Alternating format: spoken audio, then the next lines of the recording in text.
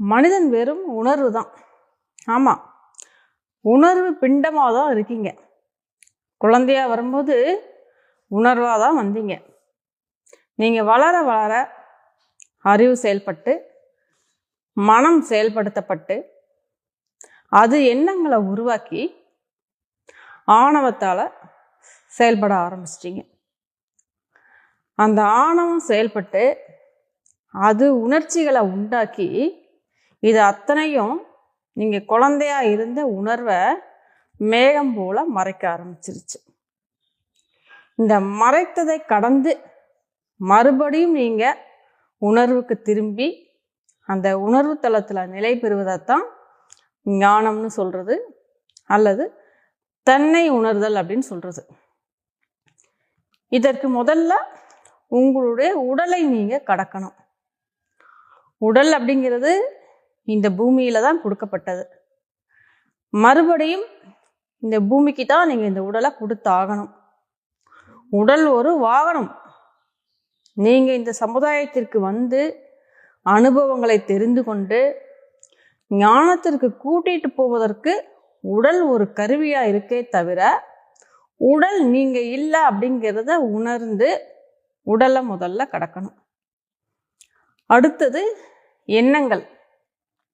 இந்த எண்ணங்கள் அப்படிங்கிறது நீங்கள் பற்றின் காரணமாக செயல்பட்டு அதன் விளைவாக ஏற்படுத்தப்பட்ட மனப்பதிவுகளின் பிரதிபலிப்பு தான் எண்ணங்கள் அப்படிங்கிறது.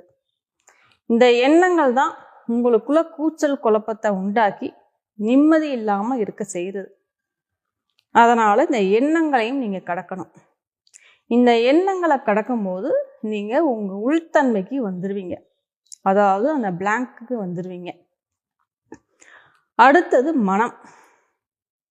இந்த மனம்தான் உங்களை வருங்காலத்திற்கும் இறந்த காலத்துக்கும் கூட்டிட்டு போகிறது. நிகழ்காலத்தில் வாழ விடாமல் செய்கிறது இந்த மனம்தான். அதனால் இந்த மனதையும் நீங்கள் கடக்கணும். அடுத்தது உணர்ச்சிகள். உணர்ச்சிகள் அப்படிங்கிறது உங்கள் இயல்புலையே கிடையாது. உங்களுடைய அறிவாலும் சமுதாயத்தோட அனுபவமும் சேர்ந்து தான் உணர்ச்சிகளை உண்டாக்குச்சு. இப்போ பாம்பை பார்த்து பயப்படுறீங்க அப்படின்னா, பாம்புனா கொத்தும், அது ஒரு விஷம் அப்படிங்கிற அறிவு உங்களுக்கு கொடுக்கப்பட்டது. அதனால் அந்த பய உணர்ச்சி ஏற்பட்டுச்சு. அதே மாதிரி தான் ஒரு பொருளை இழந்துட்டீங்க அப்படின்னா நீங்கள் கவலைப்படணும் அப்படிங்கிறது உங்களுக்கு கற்றுக் கொடுக்கப்பட்டது. ஒருத்தர் உங்களை ஏமாத்திட்டாரு அப்படின்னா அவர் மேலே நீங்கள் கோபப்படணும் அப்படிங்கிறது கற்றுக் கொடுக்கப்பட்டது. இந்த கோபம், கவலை, கஷ்டம், துன்பம், துயரம் இது எல்லாமே உணர்ச்சிகள் தான். இந்த உணர்ச்சிகளையும் நீங்கள் கடக்கணும்.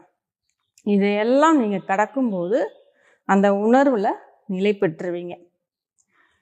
இந்த ஞானத்தை மனிதனாக பிறந்த ஒவ்வொருவருமே அடைய முடியும். இதெல்லாம் கடந்து ஞானத்தில் நிலை பெறுவதற்கு எவ்வளவோ வழிகள் இருக்கு. தியானத்தால் முடியாதவங்க யோகத்தால் அடையலாம், யோகத்தால் முடியாதவங்க கர்மத்தால் அடையலாம், கர்மத்தால் முடியாதவங்க சேவை செய்வதன் மூலமாகவே அடையலாம். இங்கே ஒருத்தங்க உங்களுக்கு என்ன சொல்கிறாங்க அப்படின்னா, நீங்கள் அசைவம் சாப்பிட்டா ஞானம் இல்லைன்னு சொல்கிறாங்க. இன்னொருத்தங்க என்ன சொல்கிறாங்க, நீங்கள் குடும்பத்தில் இருந்தால் உங்களுக்கு ஞானம் இல்லைன்னு சொல்கிறாங்க. இன்னொருத்தங்க என்ன சொல்கிறாங்க, தியானம் மட்டும்தான் வழின்னு சொல்கிறாங்க. இன்னொருத்தங்க யோகம் மட்டும்தான் வழின்னு சொல்கிறாங்க. இன்னொருத்தங்க நீங்கள் மக்களுக்கு சேவை செய்து கருணை குணத்தோடு ஈடுபட்டால் மட்டும்தான் உங்களுக்கு ஞானம், இல்லைன்னா வேறு வழியே இல்லைன்னு சொல்கிறாங்க.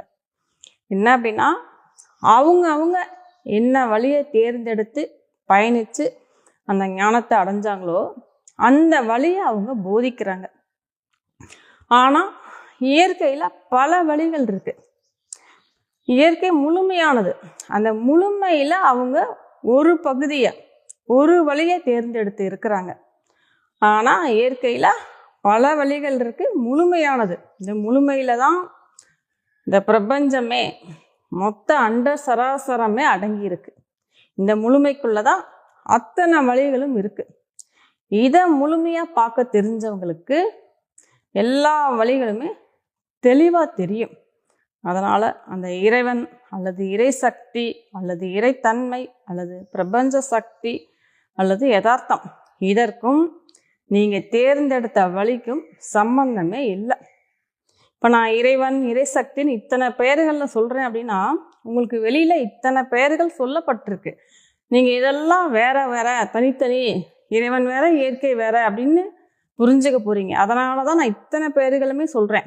இது எல்லாமே ஒன்று தான்.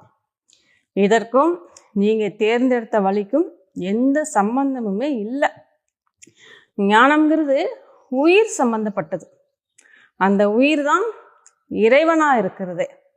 அது தெரியாம தான் உங்களுடைய தேடுதல் எல்லாமே நடந்துட்டு இருக்கு. அதனால தான் இறைவன் எங்கே இருக்கிறான்னு தேடிட்டு இருக்கீங்க. ஆனால் தேடுறவனாவே அதுதான் இருக்கு. இது தெரியாம தான் தேடிக்கிட்டு இருக்கீங்க. உங்களுக்கு அறிவு கொடுக்கப்பட்டதே எதற்காகனா ஞானம் அடைவதற்கு தான். அதாவது தன்னை உணர்வதற்கு தான் கொடுக்கப்பட்டது. ஆனால் நீங்கள் என்ன செய்கிறீங்கன்னா அந்த அறிவை உலக பொருட்களை சம்பாதிப்பதற்கே பயன்படுத்திட்டு இருக்கீங்க. அந்த அறிவால் உலக பொருட்களை சம்பாதிச்சு அந்த அறிவால் நீங்கள் நிம்மதியாக சந்தோஷமாக இருந்துட முடியுமான்னு கேட்டிங்கன்னா கண்டிப்பாக முடியாது. முழுமையடைய முடியாது. அது நிறைவை தராது. அது முழு திருப்தியை தராது. எப்போ நீங்கள் அந்த அறிவை உங்களை நோக்கி திரும்பி ஞானம்ங்கிறது என்ன அப்படிங்கிறத தெரிஞ்சு அதை உணர்ந்து அதில் நிலைப்பட்டு நீங்கள் வாழ்க்கையை வாழும்போது தான் உண்மையான நிம்மதியும் சந்தோஷமும் ஆனந்தமும் திருப்தியுமே நீங்கள் அடைய முடியும். அதனால் இங்கே ஞானம் அடையிறதுக்கு எதுவுமே தடை கிடையாது. உணவோ உடையோ குடும்பமோ எதுவுமே தடை கிடையாது. உங்களுக்கு ஆர்வமும் உத்வேகமும் இருந்தால் போதும். இங்கே பல வழிகள் இருக்குது. உங்கள் இயல்புக்கு எந்த வழி ஒத்து வருமோ அதை எடுத்து அதன் மூலம் பயணித்து அந்த ஞானத்தில் நிலை பெற்று வாழ்க்கையை கொண்டாடுங்க.